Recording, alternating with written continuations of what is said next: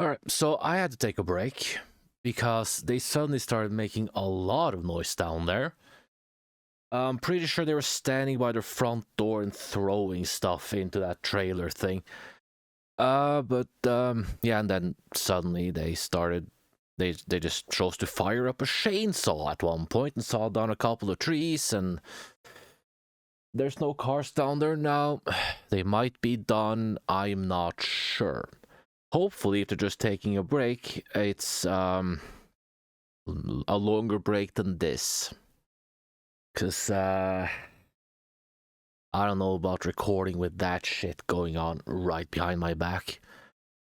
So it's 783. There was a crooked man.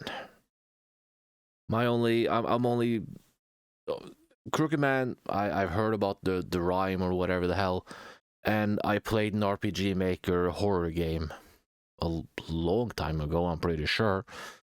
And that's all I really know about it. So hey.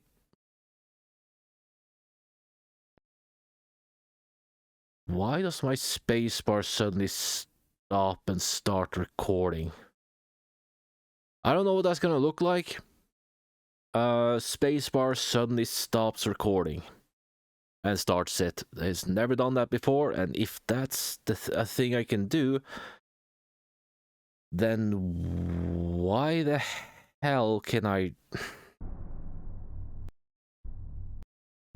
Now it worked. Fuck me. I don't know anymore, man. OBS. Good afternoon, everyone. My name is Dr. Miller, and the SCP we're going to be looking at today is SCP-783. Object Class: Keter. Special Containment Procedures. Personnel must monitor the town of Tembe and continue to develop the entity's profile. Its victims are to be retrieved, incinerated, and cataloged in this file. Lovely. Update. Due to recent events, a stronger Foundation presence has been determined to be necessary for the containment of SCP-783 and its related phenomena. An ancillary building near the local hospital, as well as 2 domiciles, have been commandeered from the locals for Foundation use. This property in its entirety has been redesignated as a Provisional Site-5. Description: SCP-783 is a hostile entity currently preying upon the residents of Tembe, a rural hamlet in Oxfordshire, England. It has a period of activity lasting roughly 70 days over the fall and winter months, occurring every 12 years. It exclusively attacks those who are alone and indoors after sunset. Buildings housing SCP-783's current target will experience a steady degradation of their structural integrity. Outwardly, this is visible as faults and breaks on the outer facade, which lend affected structures an angled or crooked appearance. This anomaly extends to any objects which breach the affected building's exterior, causing immediate and severe deformation that is invariably fatal to living subjects. Sure it's not active in Norway, because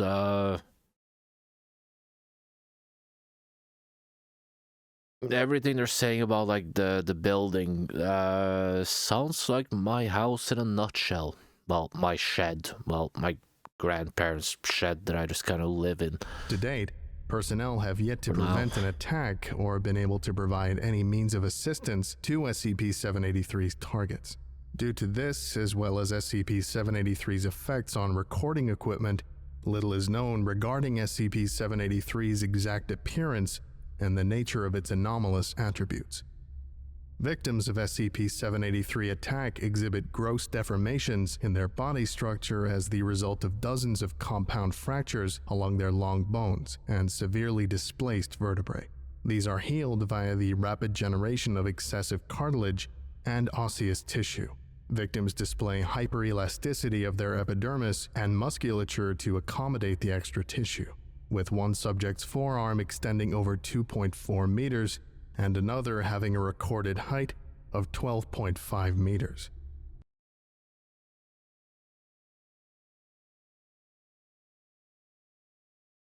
I mean, I wouldn't mind being a little bit taller, but Basketball?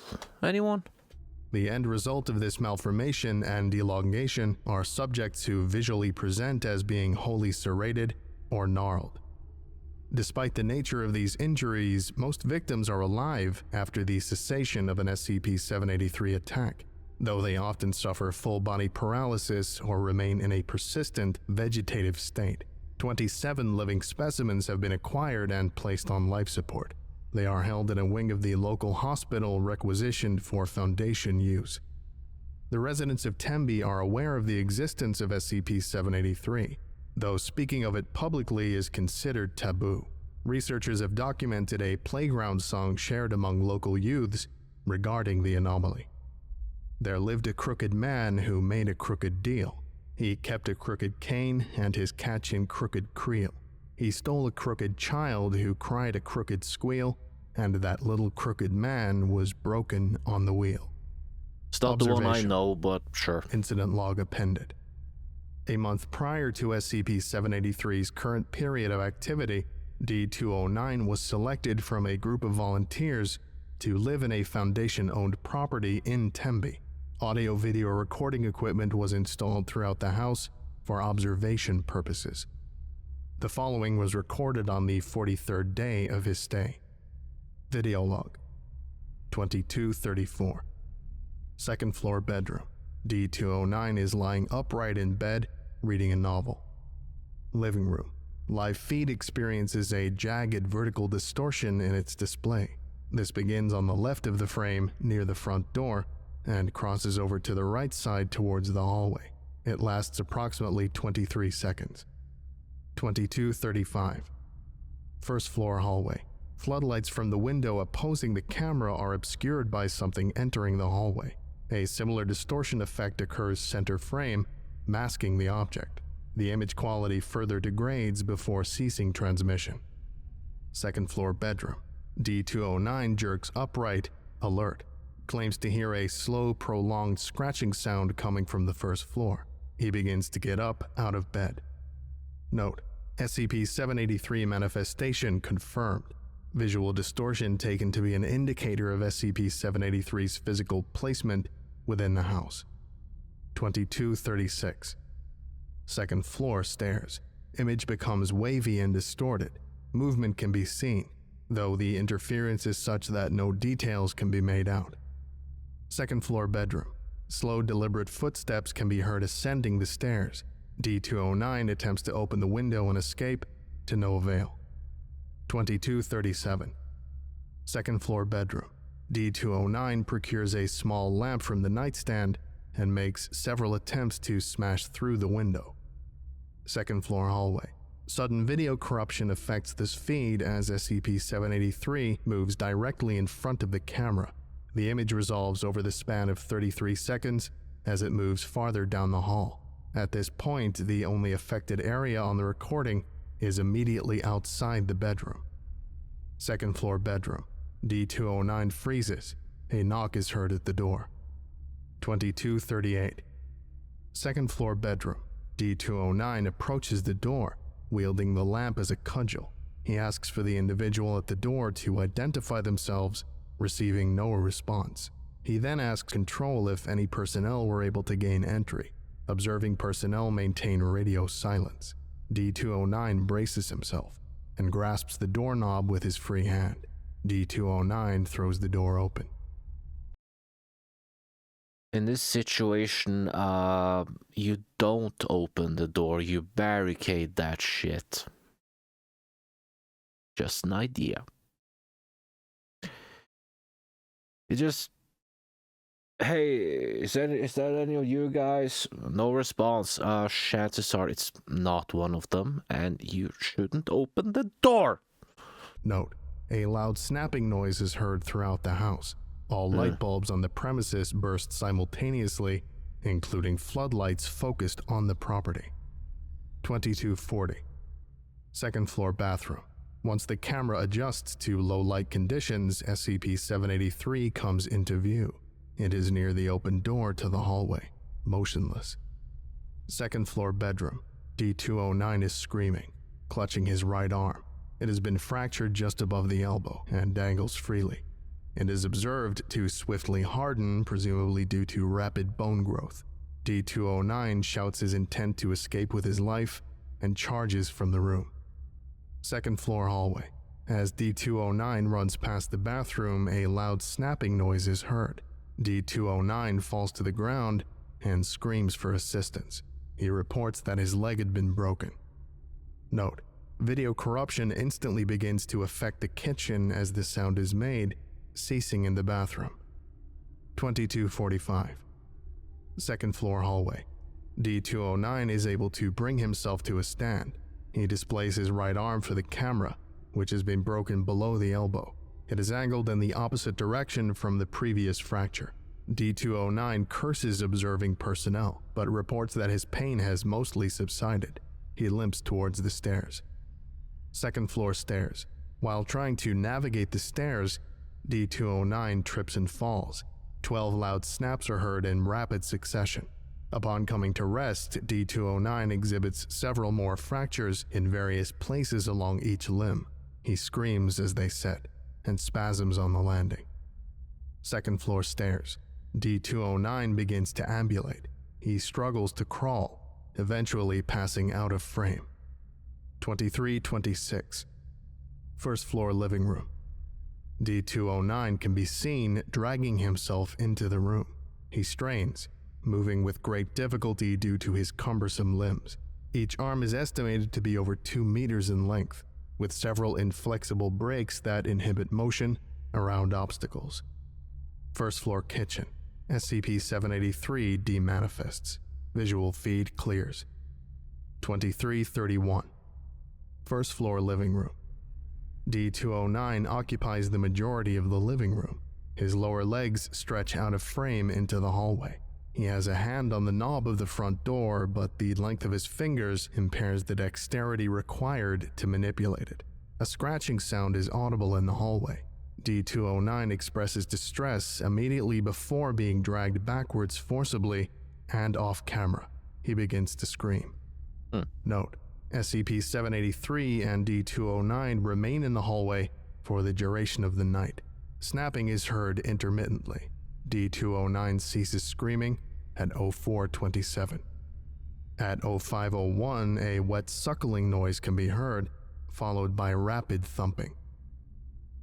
Incident 783.1.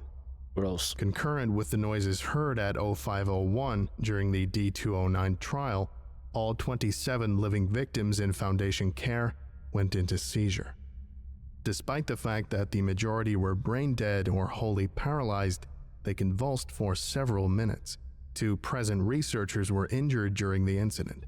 Life support systems for several patients were compromised, killing 5. A vast quantity of earth was disturbed on the outskirts of town during this time. Update: personnel tasked with investigating the recent seismic event were met with resistance from Tembe locals, who crowded around an area in a field to the south of town. After a brief exchange, Agent Collins drew her firearm and discharged a round into the air. The crowd dispersed. Several elongated toes were immediately visible protruding from the freshly exposed earth. A dig team was assembled, and by the following afternoon had unearthed a mass grave, approximately 5 meters across, containing several dozen nude victims of SCP-783. The bodies were well preserved, yet desiccated. Their number was unable to be immediately ascertained owing to the fact that they had been piled atop one another. They were orientated head down, with their limbs extending deeper into the pit. Furthermore, most of the victims had become intertwined or knotted around each other, preventing exhumation without the use of sawing instruments. Researcher Singer elected to extract a tissue sample. During this process, the soil beneath him caved and he tumbled into the pit. The body shifted due to his weight. As he struggled to gain footing, the tangle of limbs gave way and he fell out of sight. Agent Collins promptly commandeered a length of rope and tied it around her waist. She tasked several nearby personnel with reeling her in upon her signal and entered the pit. Approximately 20 meters worth of rope was drawn beneath the corpses as Agent Collins descended. The line became taut after several minutes. She signaled for extraction and was recovered safely. Upon debrief, the agent testified to the existence of an anomalous locale, the entrance to which is located beneath the victims' corpses. A temporary leave of absence was granted to Agent Collins. This is a pretty big departure from the crooked man that I'm familiar with. So that was just a dude that hanged himself. Or hanged. Hung, no, that's penis. Field logs. SCP-783-L1. Initial D-Class exploration for observational purposes. Retrieval of MIA personnel, secondary objective. The following is the first recorded exploration regarding the SCP-783 case file. Please refer to the primary documentation for further information. Field Log 1. D-2172 is chosen to perform preliminary observation of the subterranean Tembe anomaly, a large circular pit acting as a mass grave for the twisted and elongated corpses of past SCP-783 victims, all facing downward. D-2172 is suited in MOPP, Level 4 gear, and fitted with a retractable harness. Communication and video recording devices were hardlined through the tether. They were provided with a handheld photoionization detector, a Geiger counter, and other environmental testing apparatuses. They were allotted a basic survival kit as well as a Ruger LC9 and ample ammunition. A Ruger. They were provided. A Ruger.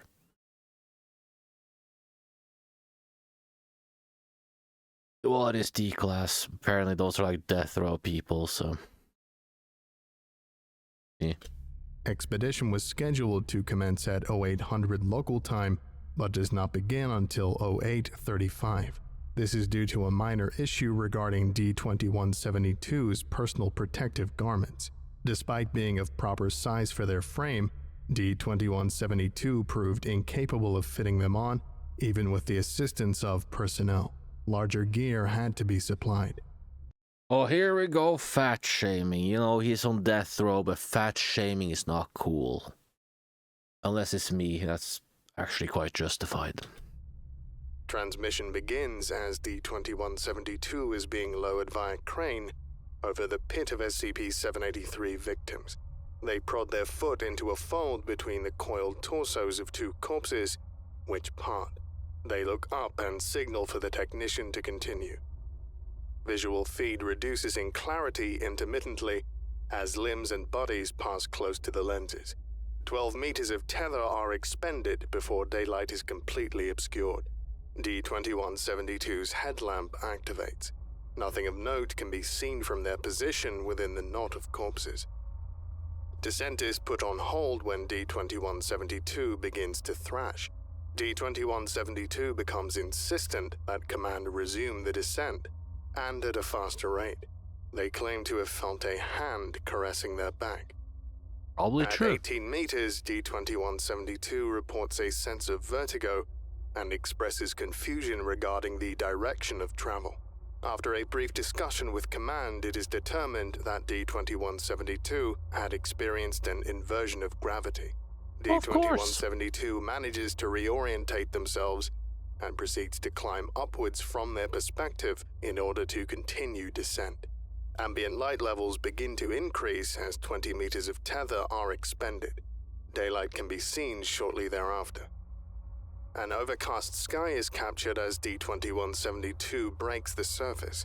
The surrounding area is partially obscured, however, due to the countless elongated arms extending upwards from the mass of corpses. D-2172 utilizes two of these appendages as leverage in order to fully extricate themselves. They slowly navigate towards solid ground. The area is seen to perfectly replicate the town of Tembe as it exists in baseline reality. D-2172 is standing in a field on the outskirts of town. To the north is a small stone cottage belonging to a Mr. John Myers, and beyond that, the main road into town. D-2172 turns for a panorama shot. Sparsely wooded areas and fields border D-2172's location in every other direction, confirming that this replication is absolute for as far as can be seen. Thermal and atmospheric readings match those in baseline. D-2172 disengages their harness, with audio-visual feed converting to a wireless stream via a relay device. D-2172 is then instructed to use their photoionization detector to take a head sample of the soil. While D-2172 is testing the sample, researcher Kest notices an oddity regarding the soil surrounding the mass grave on D-2172's end. Upon playing back the footage, dozens of marks can be seen in the soft earth. The pattern of these markings suggests that they have been created by fingers being drawn through the ground. This is noted by command. D-2172 is not informed of this development. Of course he wasn't. D-2172 reports that no contaminants have been detected. Command instructs them next to proceed to the Myers cottage, and to remain vigilant for any signs of researcher Singer. D-2172 arrives at the cottage and knocks thrice on the door. They pause, awaiting an answer, and then proceed to enter.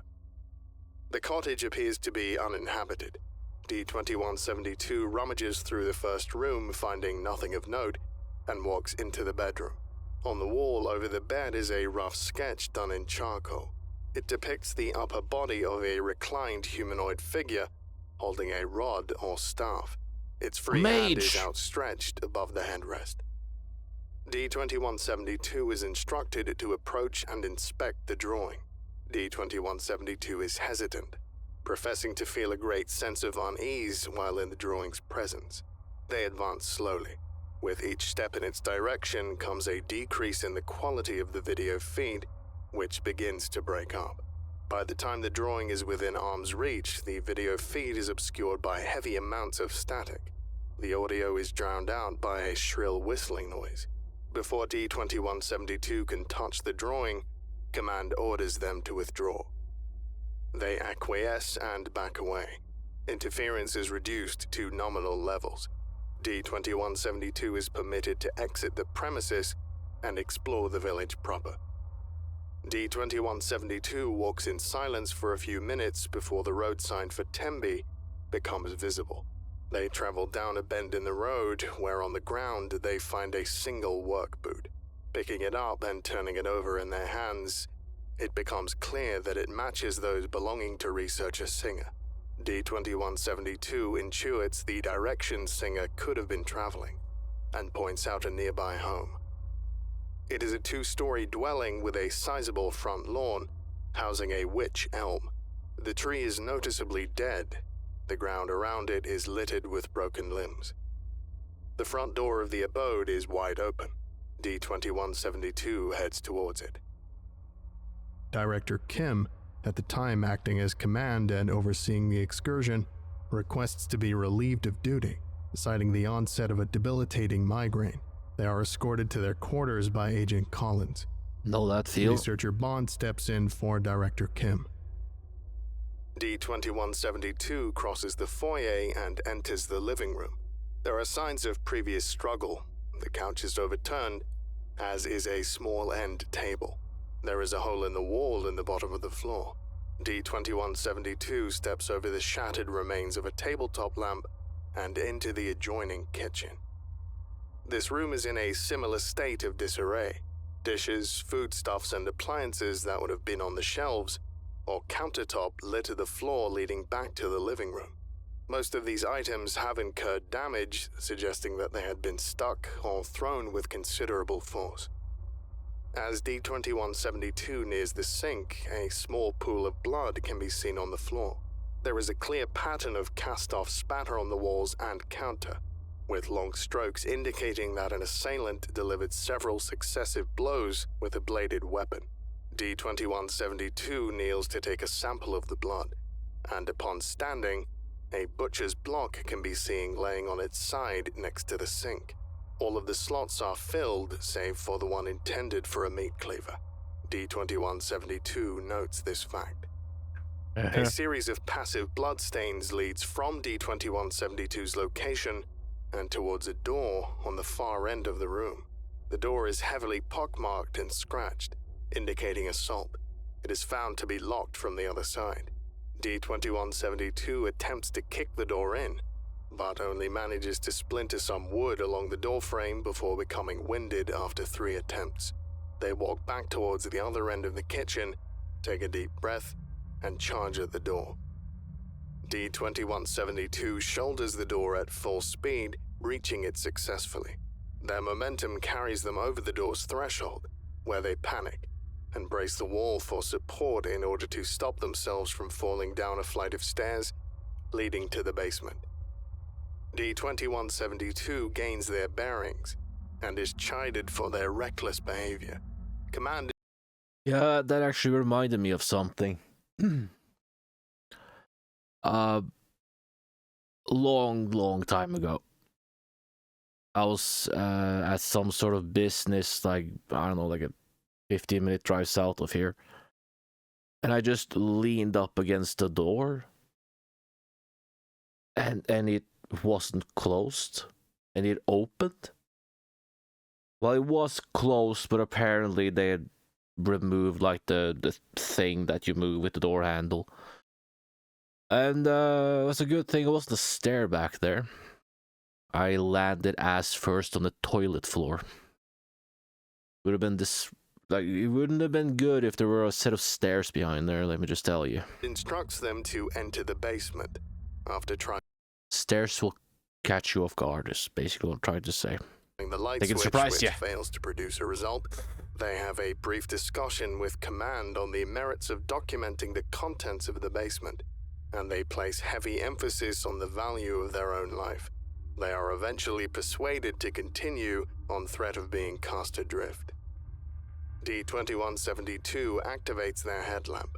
They draw their firearm, disengage the safety, and carefully descend in a low ready stance, hugging the wall opposite the railing. The basement is largely empty. D-2172 sweeps the area, and something on the ground in the far corner of the room glints under the light of their headlamp. D-2172 approaches and finds the missing meat cleaver wet with blood. They kneel to inspect the cleaver, and upon standing they notice a 1/4 meter wide hole in the concrete wall, an exhaust vent leading above ground. A piece of fabric is hanging from inside it. Closer inspection reveals it to be a pant leg. D-2172 pulls at their article, which is found to be a tattered pair of tan slacks previously worn by researcher Singer. A rustling is heard from within the vent. D-2172 leans in to closer inspect, and something fleshy can be seen which quickly moves up a bend in the pipe and out of sight.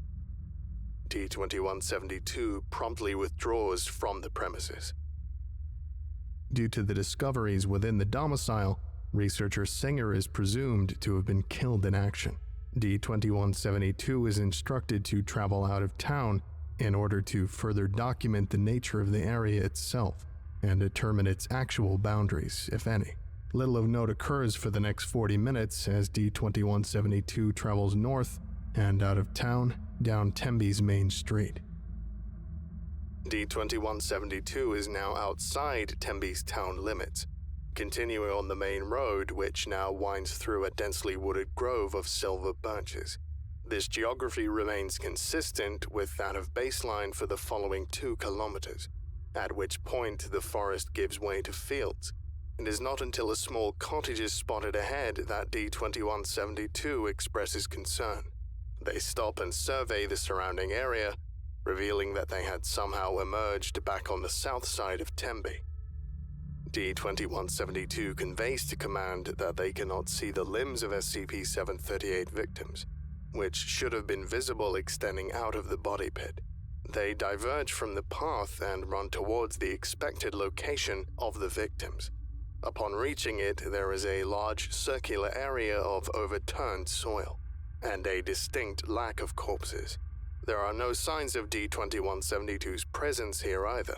A previously discarded sample bag, along with the relay device and accompanying tethered harness, are absent. D-2172 begins to panic and is instructed to hold their position while Command decides upon a course of action. Researcher Bond confers with the on-hand technician to confirm the status of D-2172's harness. It is relayed that it had not been retracted prematurely, nor had any length of tether been expended since D-2172 set aside their harness. After some deliberation, it is determined that D-2172 has possibly entered an iterative spatial zone situated adjacent from their original area of entry. It is then decided that exploration beyond this point would be best handled by personnel experienced with excursions of this nature. Wait a minute.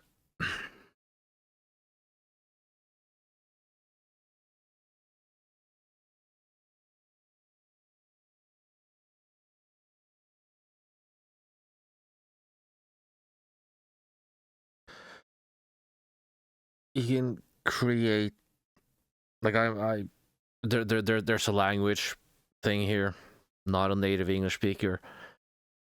But are they talking about how this motherfucker can create copies of a zone? There's the one where they found all the bodies, but I'm pretty sure now they're in like an identical zone without all the bodies. Man, these SCPs are OP, man. Fucking imba. D-2172 was instructed to follow the road back towards the entry point. D-2172 is traveling down the road through the silver birch forest at a brisk pace, idly conversing with Command. It is as they remark on the absence of any form of life that a rustle of leaves can be heard.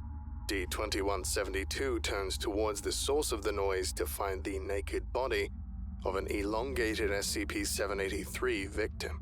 It is sprawled across the road, unmoving, a few dozen meters away. D-2172 swears loudly and then turns to continue on the path. I was about to say something about the Pole guy who filmed the dead body, but I don't remember which one that was. I don't really care about them at all. One of them did that. Yeah. Another SCP-783 victim is stretched along the road before him, some distance away, also unmoving. D-2172 withdraws their firearm and takes a step towards it. A rustling and snapping sound can then be heard behind D-2172, who again turns to face the victim behind them. It's been years.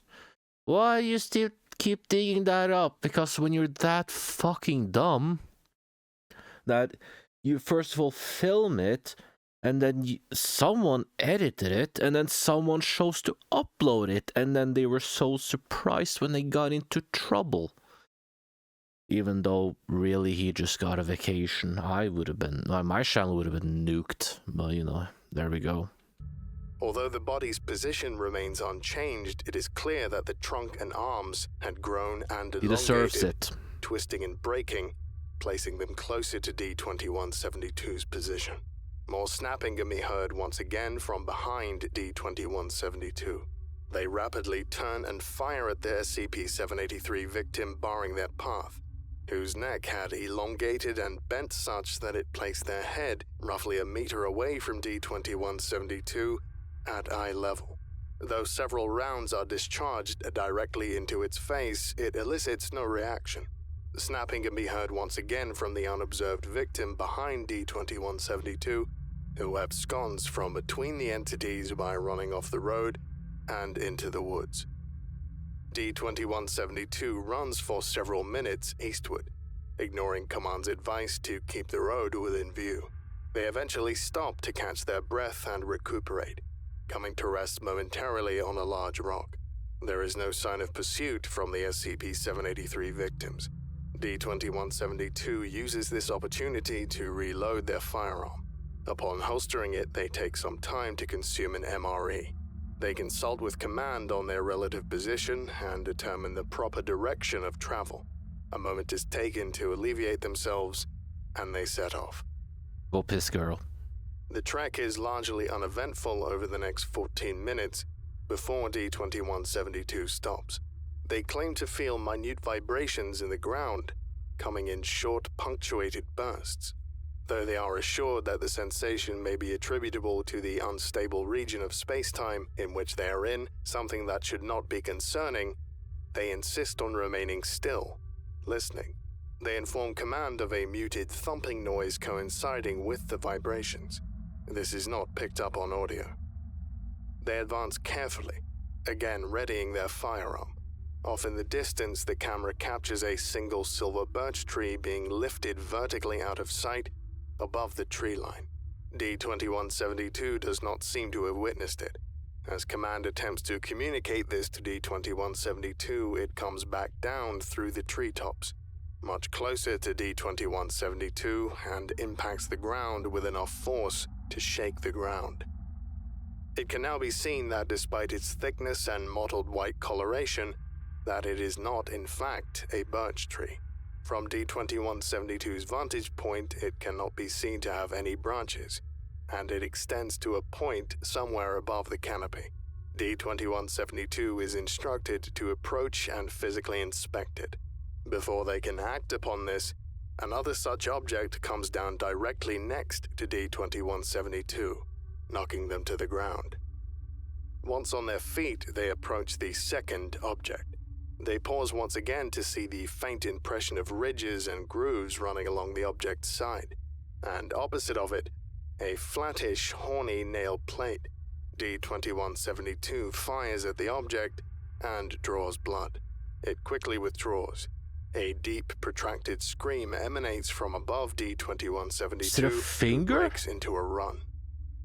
D-2172 runs through the forest, swearing incessantly and begging for some form of assistance or support from command. As they run, more objects crash down around them, seemingly trying to hit D-2172 directly. They break from the forest. They are now on the northern outskirts of Tembe. As D-2172 hurries to close the distance to town, another of the unidentified objects collides with D-2172, knocking them on their back. The object comes to rest beside D-2172, taking up the majority of the visual feed. D-2172's gaze follows the object, tracing up its length. Without the obstruction of the canopy, it can be seen to bend and twist, terminating several hundred meters in the air. D-2172 screams when they discover its source. The nude form of researcher Singer is suspended high in the air, balanced on elongated and grossly enlarged fingers. Researcher Bond stands from her position at the control console, doubles over, and proceeds to vomit profusely. A member of medical staff rushes to her side in time to catch her as she falls unconscious. Dr. Peterson elects to take her place at the command console. Agent Collins arrives to help carry researcher Bond to the medical bay where she is to receive corrective treatment. The Singer creature screams a hollow sound, lifting one finger from somewhere deep within the silver birch grove, felling several trees as they drag it towards D-2172. D-2172 rolls to their left and out of its path. They withdraw their weapon and fire at Singer, failing to hit their mark. The Singer creature can then be seen to lift its left hand, slowly dragging its digits together to grab D-2172. D-2172 swiftly comes to a stand and runs in the opposite direction. The digits can be... I hope you can't hear that. Like, normally, in a place like this, there's, like, laws that you're supposed to, like, respect the neighbors. Apparently, they've never fucking heard of that concept.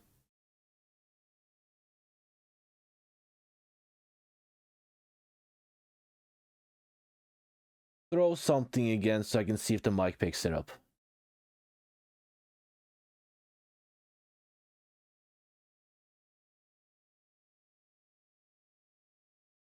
No, of course not, you fucking coward. bitch. Colliding with one Keep another an eye on behind it. them. They safely reach the main road and do not slow their pace as they follow it south through town. Loud thumping can be heard as the Singer creature ambulates on their digits in pursuit. D-2172 narrowly avoids a finger as it sweeps past them to the right, crashing through a chain-link fence surrounding one of the houses. Another finger plummets through the roof of an abode ahead of D-2172. D-2172 swears repeatedly as they come around the bend where they found researcher Singer's boot. They pass the road sign, nearly falling as they trip over their own feet. D-2172's pace begins to slow as they are clearly becoming winded. The Myers cottage comes into view, and shortly thereafter, arms can be seen extending out from the body pit.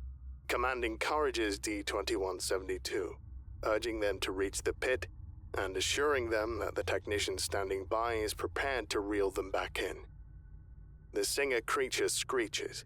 D-2172 is knocked aside with great force, tumbling into the field. Visual feed is lost due to incurred damage. D-2172 can be heard screaming and swearing, with ambient volume suggesting that they are getting farther and farther away from the recorder.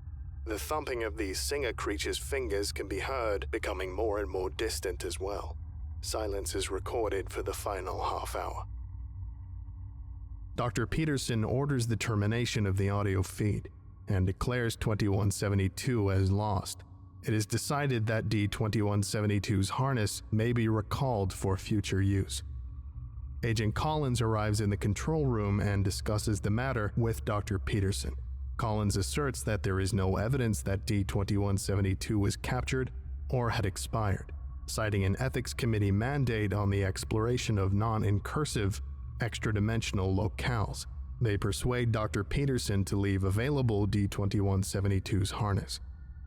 Several personnel remain on hand over the next several hours. At 02:13 local time, the presiding technician reports that they witnessed the tether moving. After a moment of stillness, they are able to observe it becoming briefly taut as the line is tugged on twice, D-2172's signal for extraction. Medical personnel are notified, and it is anticipated that D-2172 will need to be tended to. After a minute, D-2172's empty body harness breaks the surface. It appears that none of the straps had been properly secured prior to being recalled. The harness seems to be caught on something within the pit. The tether continues to retract, revealing the hand of D-2172 grasping to the harness, which slips out of their grip. D-2172's hand can be seen to move animatedly, attempting to grab hold of something to keep it from slowly sinking back into the mass of corpses.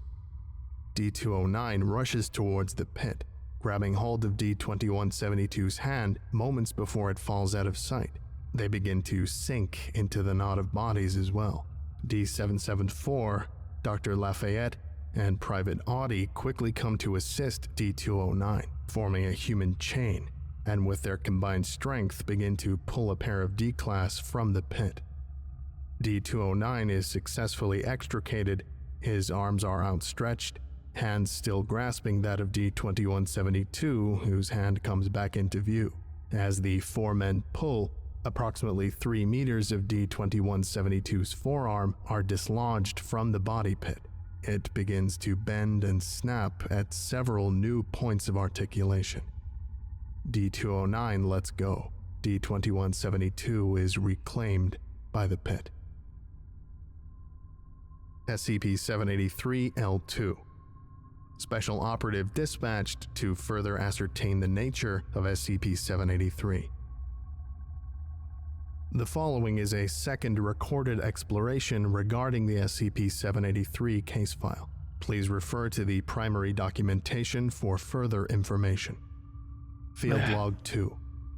Due to the events which transpired during SCP-783-L1, it is determined that the spatial zone accessible through the knot of corpses within the town of Tembe is likely recursive, being bordered on all sides by successive iterations of itself. Essentially, the dimension consists of perfect copies of a single cell in an endless grid layout. A special operative, or SO, would be required to effectively traverse the locale. I think that means what I said about the copies and stuff. I think that's what it means. I don't know that. Big words. Confuses me. Special Operative Nix is requisitioned from Site 121 in the United States. She was chosen due to her expertise in traversing extraspatial locales featuring recurring topology. Having personally mapped 27 iterations of SCP, engineered a supply line for Mobile Task Force Tierfing Black during their second tour of SCP, and having successfully navigated an escape route through Site during an emergency extraction of assets. Why are they After a full blurring out debriefing the and numbers several now? viewings of D-2172's exploration log, Special Operative Nix spends her first week on site personally inspecting the town limits of baseline Tembe and denoting points of interest along the wooded outskirts on her personal map. It is only after she had acquainted herself with the local topography that she requisitions materials from HQ and makes final preparations for her dive into the Tembe Pit of Corpses. On the 8th day, Special Operative Nix returns to the site with the following: approximately 1,000 referencing exit markers, REM, a prismatic compass and map of Tembe, sufficient rations for a 3-day excursion, wireless audio-visual surveillance camera, an M10 14 shotgun with side saddle, 12-gauge buckshot times 16, a shotgun shell bandolier, 12-gauge buckshot times 20, and 12-gauge slug times 36, one 24-inch machete, and Unit K9121, a 2-year-old Dutch Shepherd, Tafos. Agent Collins is chosen to oversee command during the excursion, owing to the sickness which had affected her colleagues during the previous expedition's broadcast. My experience with things like this, when they bring a dog into it, the dog's probably gonna die, and yeah, at least, you should probably be prepared for that, I guess. Don't get attached. Special Operative Nix spends an hour in the evening by practicing quick-load maneuvers for her firearm. By noon, she is outfitted in full tactical protective gear. Both Special Operative Nix and K9121 are lowered through the Tembe mass grave, one after another at sunrise. Once within the Tembe replica, Special Operative Nix is able to repair the relay device installed during the first expedition by D-2172. The camera feed activates. There is a light early morning fog permeating the air as the feed activates. Special Operative Nix scans the surrounding fields and farmlands, identifying no immediate threats. There is no sign of D-2172. She turns and calls out to K9121, who is partially obscured by the arms, reaching up from the body's pit tangle of corpses. As K9121 comes around to meet up with Special Operative Nix, it passes beneath a low-hanging limb from one of the bodies, which breaks with an audible crack. The gnarled limb stops just short of touching K9121 before it is swiftly severed by Special Operative Nix's machete. As the pair depart, intermittent cracks can be heard from the grounded appendage as it continues to convulse and fracture. The first 15 minutes of their travels consist of heading in a southeasterly direction, gradually identifying memorized aspects of the environment such as fauna and rock formations flanking the wooded path out of town. Due to the lack of life forms, the only sounds are crunching leaves as they progress. It is once a felled tree is spotted that Special Operative Nix identifies a point which should be in the northwestern area of the town. At this point, an REM is hung from a nearby branch. Special Operative Nix walks off the path and into the woods to further delineate the area in which the replicate Tembe ends, and the next cell in the grid begins.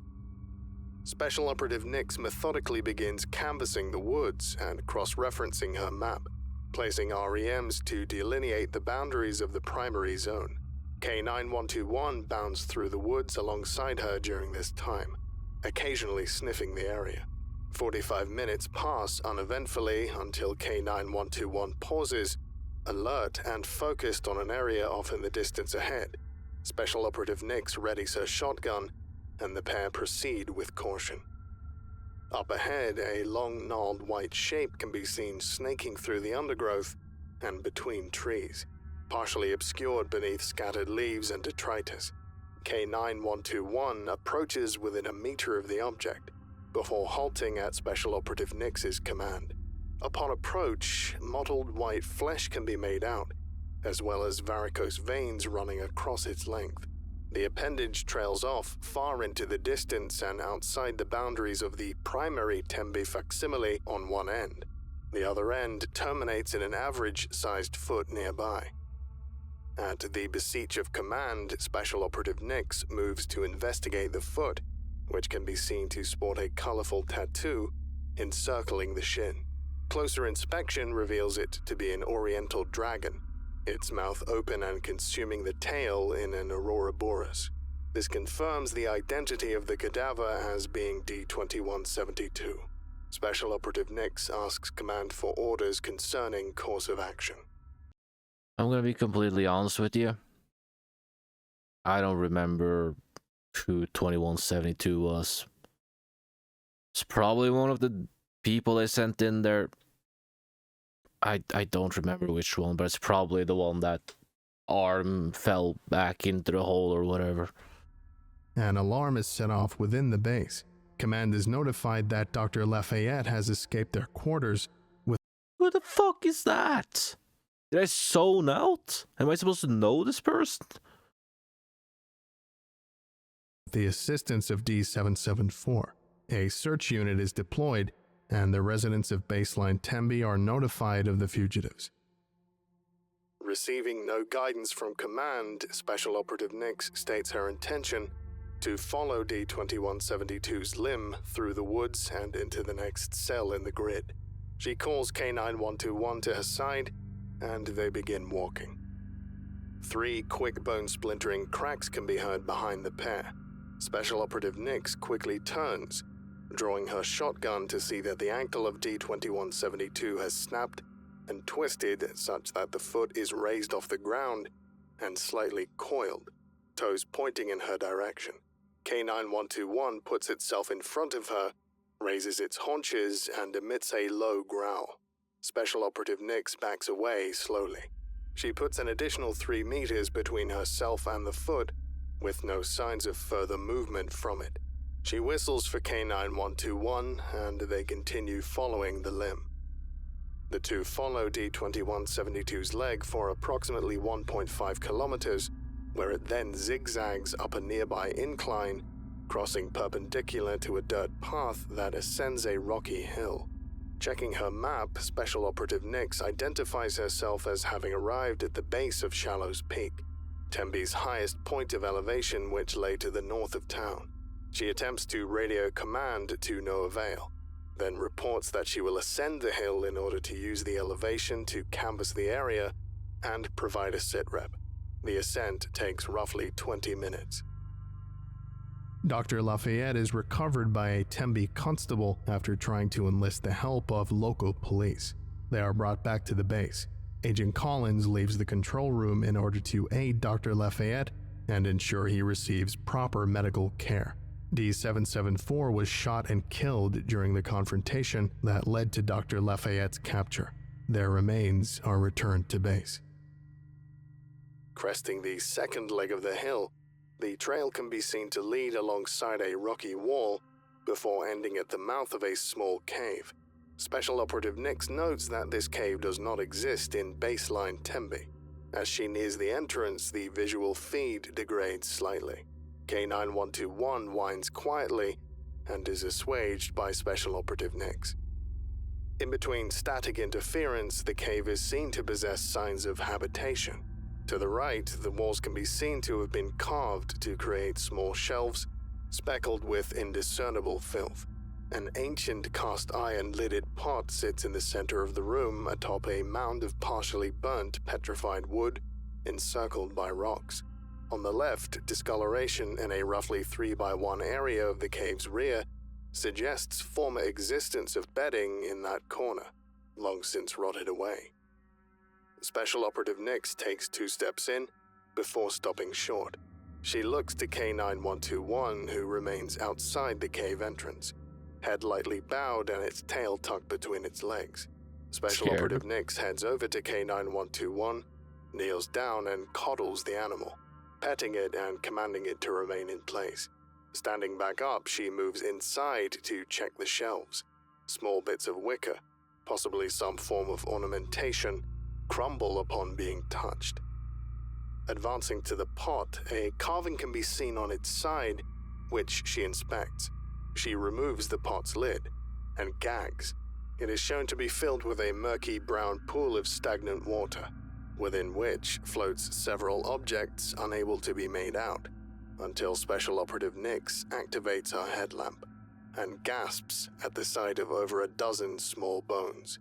Based off of the most clearly visible of these, an ulna, it is estimated that the remains belong to an individual no more than 2 months of age. The display is further plagued by static. They're eating babies!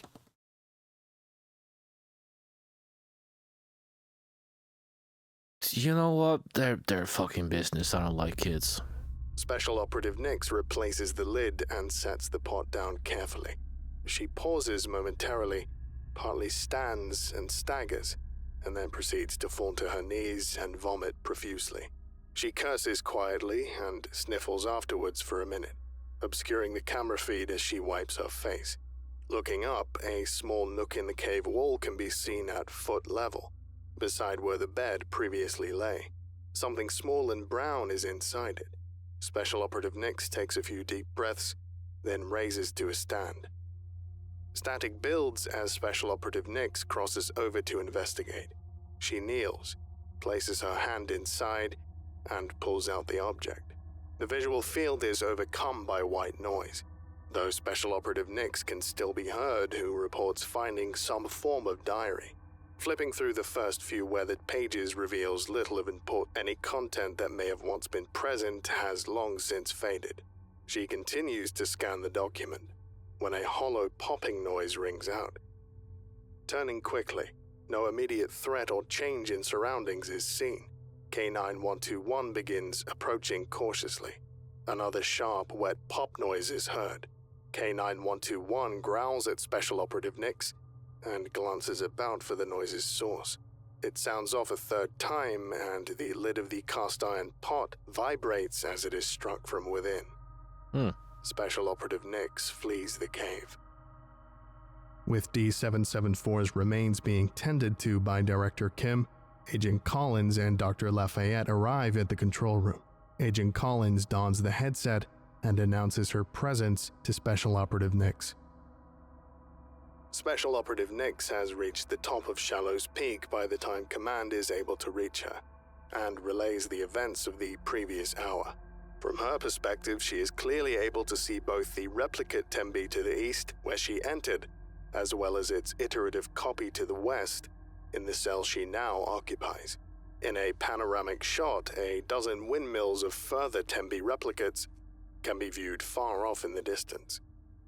She explains to Command that although the pattern of the surrounding areas supports the recursive iteration theory of this dimension's layout, that there are noted inconsistencies within the grid she inhabits. Beyond the cave, which did not exist in baseline or replicate Tembi, she points out a small grove of dead trees that seemingly has no parallel elsewhere in the grid. Similarly, Special Operative Nix claims to have spotted an unidentifiable structure in the town center of Tembi in her cell. Upon query from Command as to why there would be a deviation from the pattern, Special Operative Nix suggests that the presence of D-2172 across the boundary of 2 iterations may be causing fluctuations in the integrity of the grid cell she occupies. Likening it to cellular lysis, Special Operative Nix explains how the border between spatial zones could be weakened by foreign material occupying two cells in a grid simultaneously for an extended period of time, a problem that prohibited the building of Outpost 41 with SCP several years prior. Why are they blurring that Despite the one? instability of this cell, she posits that the deformations in this zone may be reflections of the historical state of Tembe, and therefore present a valuable research opportunity that merits further exploration. Special Operative Nix begins her descent.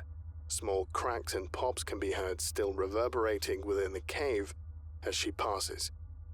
She does not look inside. Someone is sobbing. Crybaby.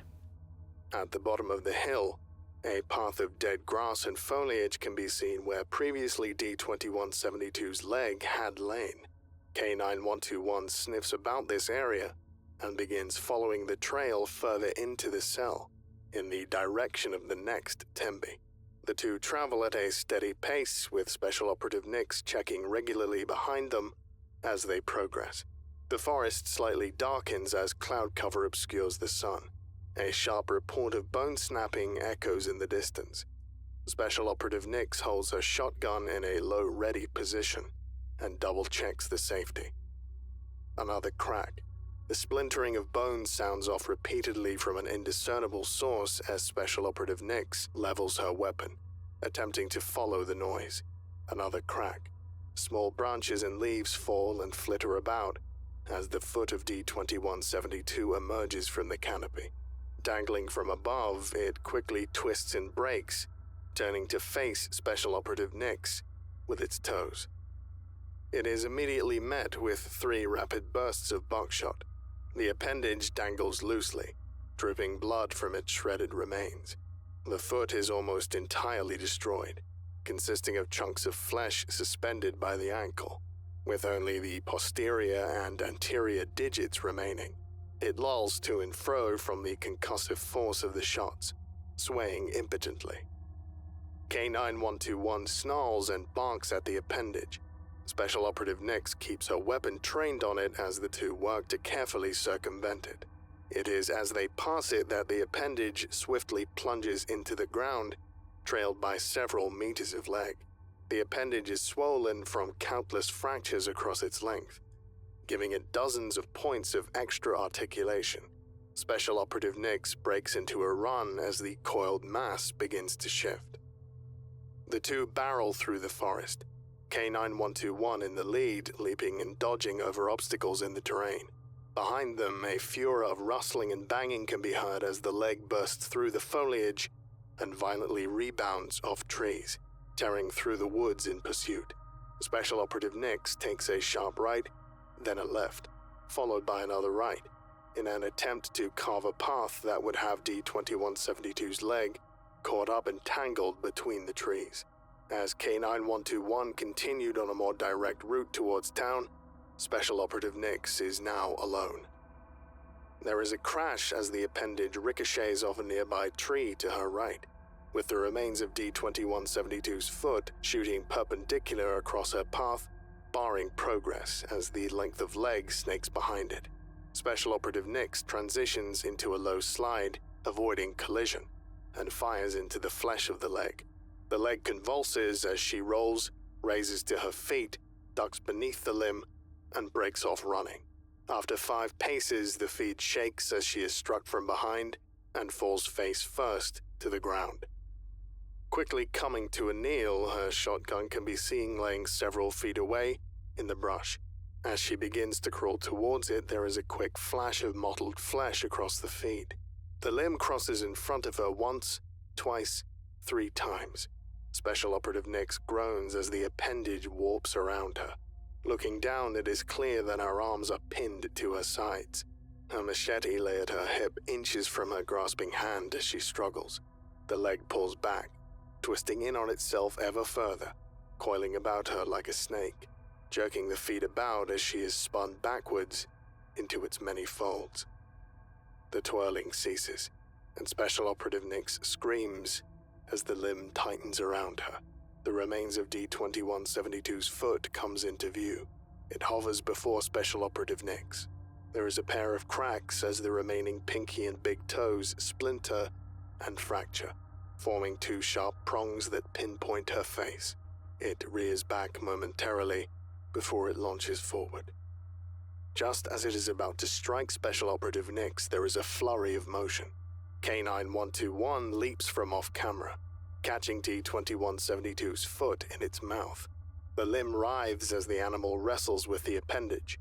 The leg loosens, dropping Special Operative Nix. The appendage twists and curls as K9-121 tears into it with his teeth, quivering in an unnatural manner. Special Operative Nix crawls toward her firearm as they contend with one another in the background. She grabs her gun and turns in time to see the leg sweep under the feet of K9-121, wrap around the canine and retract at a rapid pace. The dog yelps as the limb ensnares it and absconds off into the woods away from Special Operative Nix. Agent Collins informs Special Operative Nix that she needs to progress towards the next town.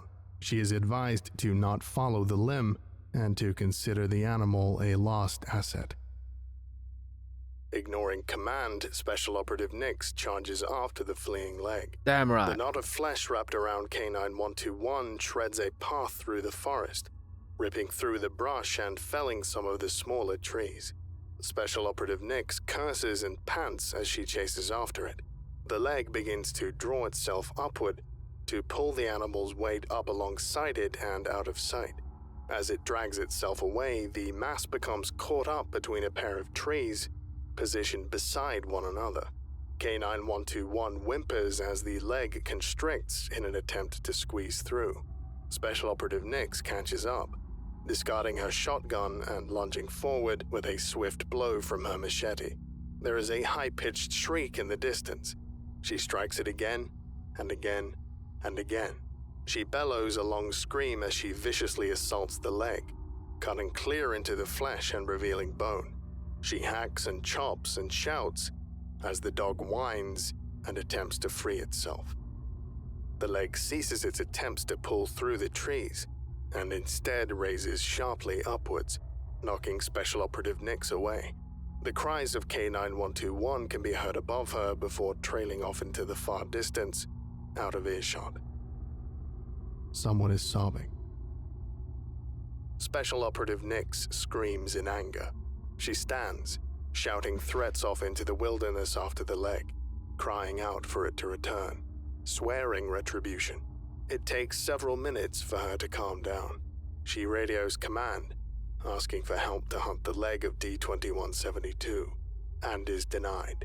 She is instructed to either investigate the Tembi in her cell or abort the mission, and chooses the former. She retrieves her firearm and continues progress. Given the distance traveled during the chase, it is not long before she is met with the farmland, which encircles this version of Tembi. Unlike the baseline town, the farmlands here are barren. Not a single piece of vegetation sprouts from the dirt, which is seen to appear dry and infertile as she treks onward. Entering the town, Special Operative Nix stalks silently through the streets.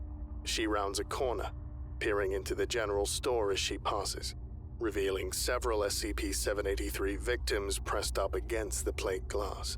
There is still another on the second story of the hardware store across the street. 3 more peer out from within a sedan half-parked on the curb, having crashed into a lamppost. Another is visible beneath the gate of a storm drain, its face contorted and pressed up against the bars, with enough force that bits of fat press upwards through them. None move to attack. A sudden cacophony of splintering wood and breaking glass interrupts the silence. Turning around, Special Operative Nix sees that the buildings flanking the end of the street have taken a broken, crooked appearance. Their foundations crumble, a hallmark of SCP-783's influence. Before Special Operative Nix can react, the pair of buildings collapse inwards, blocking the road she'd entered from. It is unknown if it is the sudden noise or the possible presence of SCP-783 itself, but the corpses spotted through the town begin to shudder violently. The trio in the car can be seen to thrash about wildly. Their bones break and snap and crack and rapidly heal and stretch, Within seconds, the entirety of the sedan is full of flesh knotted together and writhing. The windshield cracks from the pressure. D-774 enters the control room. Special Operative Nix continues towards the town center. It is here that a major deviation from baseline Tembi is discovered. In the center of the intersection, before the steps of the town hall, stands a sizable wooden platform supported on a large, sturdy base. Erected in the middle of the platform is a large, rounded contraption. There is an unidentifiable mound upon it. Special Operative Nix approaches, ascending the stairs, revealing the contraption to be a wheel with several spokes radiating from its center. The mound is a nude, disheveled human strapped to the device, face down. In each area where their limbs cross an empty space between the wheel's spokes, the appendage is gnawed and broken, with their left leg swollen and grossly extended. It trails off the side of the platform. Looking to her right, a singular piece of parchment can be seen nailed to a post atop the stairs.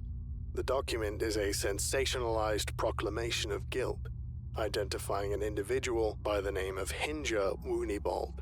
The paper denounces him as a highwayman, guilty of theft, child murder, witchcraft, and cannibalism. It finally goes on to state the ruling of his punishment, asserting that he is to be broken on the wheel.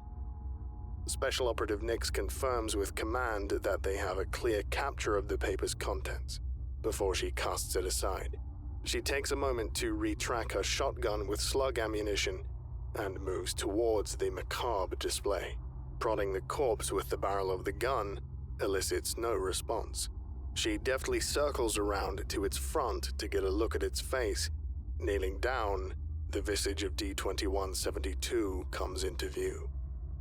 His face is bloated, features twisted in agony. Upon verifying its identity, Special Operative Nix follows the length of his leg with her camera, seeing it lead off behind a nearby building. She states her intention to follow it to K9121, but is interrupted by a low moan.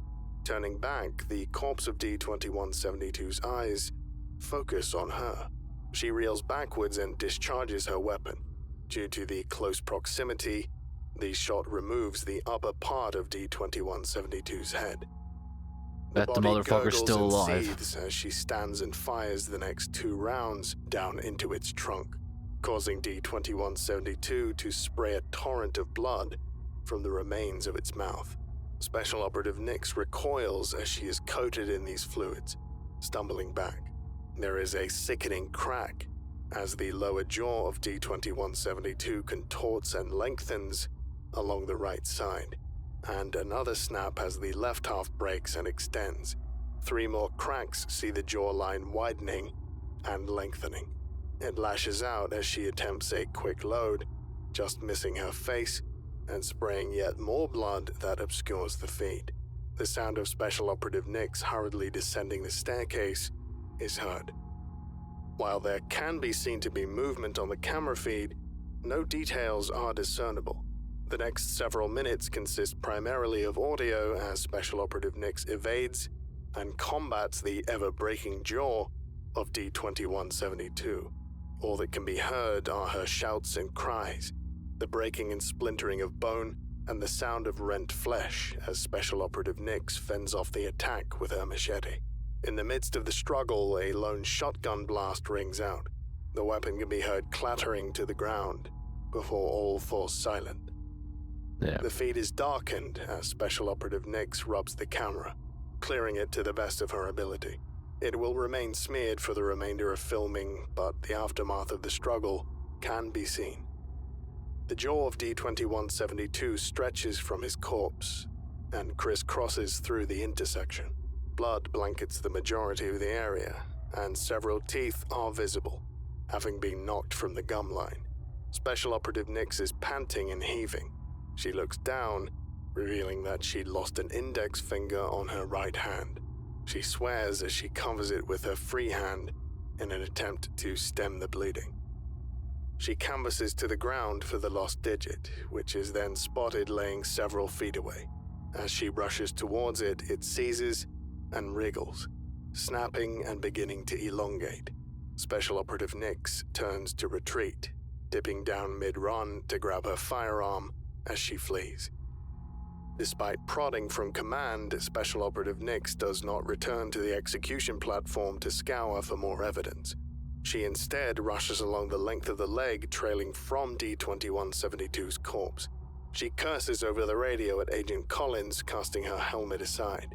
The last that is seen of Special Operative Nix is her running down a length of road alongside D-2172's leg. She follows it around the corner. Several minutes pass uneventfully. The leg of D-2172 then shifts and gyrates, slapping the ground with excessive force for approximately 30 seconds before becoming still. A minute later, the lens spontaneously cracks. There is heavy breathing. Someone is sobbing. The area darkens as it is cast in shadow. Said that a couple of times at least. Terminates. Who's crying? As the camera is destroyed. Special Operative Nix is deemed absent without leave. With the nature of the dimension fully understood, it is determined that a fully armed force would be required for the capture or elimination of SCP-783. SCP-783-L3. Mobile Task Force deployed to contain SCP-783 pending declassification. SCP-783-L4.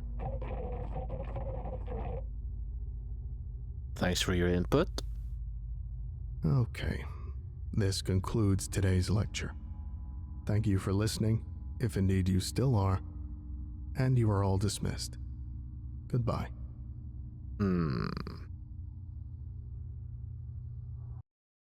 So, I went into this expecting like a sad story about a guy who ended up right, and then I got this whole shit. It's a little bit thrown off and a little bit hard to concentrate. But like, I had some like, yeah, these like images, like they help, certainly. But like, the way that the story's being told, like, it sounds like this thing is massive. Like, oh, it's a tree. No, wait, it's a finger. And it's coming from up there, apparently, because it's being lifted up almost as if this massive creature is like, like, your people were ants. But apparently no one ever considers looking up. Apparently everyone at the SCP Foundation are gamers, because everyone knows gamers don't look up.